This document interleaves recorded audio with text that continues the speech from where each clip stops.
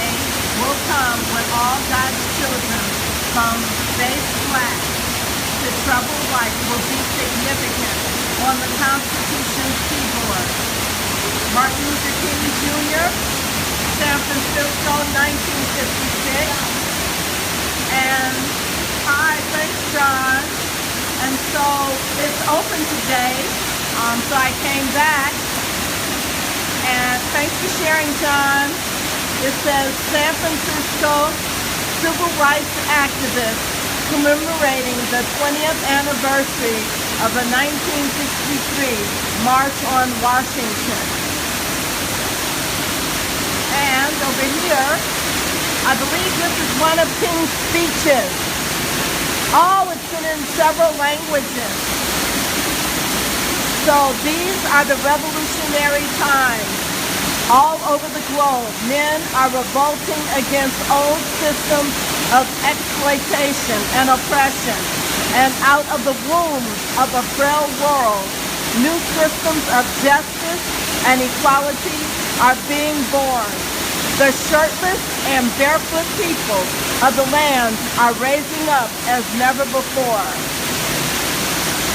I have the audacity to believe that people everywhere can have 3 meals a day for their bodies, education and culture for their minds, and dignity, equality, and freedom for their spirit. I believe that what self-centered men have torn down, men, other self-centered, can build up. An individual has not started living until he can rise above the narrow confines of his individualistic concerns to the broader concern of all humanity. We must rapidly begin to shift from a thing-oriented society to a person-oriented society. When machines and computers, profit motives, and property rights are considered more important than people, the giant triplets of racism, materialism, and militarism are incapable of being conquered.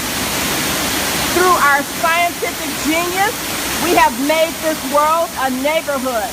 Now, through our moral and spiritual development, we must make of it a brotherhood. In a real sense, we must learn to live together as brothers, or we will perish together as fools. There is nothing in all the world greater than freedom. It is worth paying for. It is worth going to jail for. I would rather die in abject poverty with my convictions than live in inordinate riches with lack of self-respect. As the movement took hold, a revival of social awareness spread across campuses from Cambridge to California. It spilled over the boundaries of the single issue of desegregation and encompassed questions of peace, civil liberty, capital punishment, and others. I refuse to accept the cynical notion that nation after nation must spiral down a militaristic stairway into the hell of thermonuclear destruction. I believe that unarmed truth and unconditional love will have the final word in reality. This is why right temporarily defeated is stronger than evil triumphant. Men for years have been talking about war and peace, but now no longer can they just talk about it. It is no longer the choice between violence and nonviolence in this world. It's nonviolence or non-existence. The ultimate measure of a man is not where he stands in moments of comfort and convenience, but where he stands at times of challenge and controversy. Will we let freedom ring? Will we let freedom ring from every village and every hamlet, from every state and every city? we will be able to speed up that day when all of God's children, black men and white men, Jews and Gentiles, Protestants and Catholics, will be able to join hands and sing in the words of the old Negro spiritual. Free at last! Free at last! Thank God Almighty, we are free at last! Like anybody, I would like to live a long life. Longevity has its place, but I'm not concerned about that now. I just want to do God's will, and He's allowed me to go up to the mountaintop. And I've looked over, and I've seen the promised land. And I may not get there with you, but I want you to know tonight that we as a people will get to the promised land.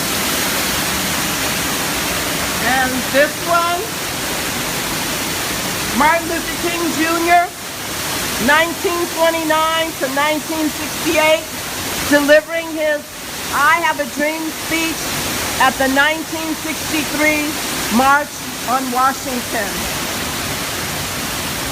No, we are not satisfied, and we will not be satisfied until justice rolls down like water and righteousness like a mighty stream.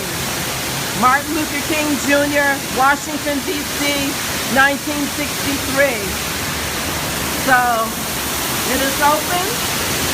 If you're in San Francisco, come to the celebration on Monday. If you're not in San